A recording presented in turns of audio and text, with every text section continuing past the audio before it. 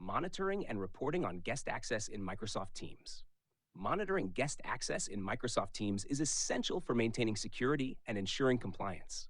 By effectively tracking and managing external users, organizations can protect sensitive information and ensure external collaboration remains secure and controlled. How to monitor guest access. 1. Use the Microsoft Teams Admin Center. 1. Access the Admin Center.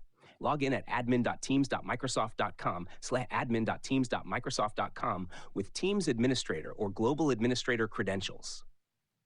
2. Navigate to Usage Reports. Go to Analytics and Reports, Usage Reports. Select the Teams Usage Report to view number of guest users, external active users, data on channels, posts, replies, and more. 3. Review team membership. Navigate to Teams Manage Teams. Select a team and view its membership list. Guests are identified by the label Guest in the Role column. 2. Use the Microsoft Entra Admin Center. 1. Access the Admin Center. Log in at entra.microsoft.com, entra.microsoft.com. 2. Filter for guest users. Navigate to Users, All Users. Add a filter to view all guest users in your organization. Common guest access issues. 1. Overly broad access. Guests may be granted access to unnecessary resources, increasing the risk of data leaks. 2. Outdated access. Guest access is not always revoked after collaboration ends, creating security vulnerabilities. 3. Insufficient monitoring.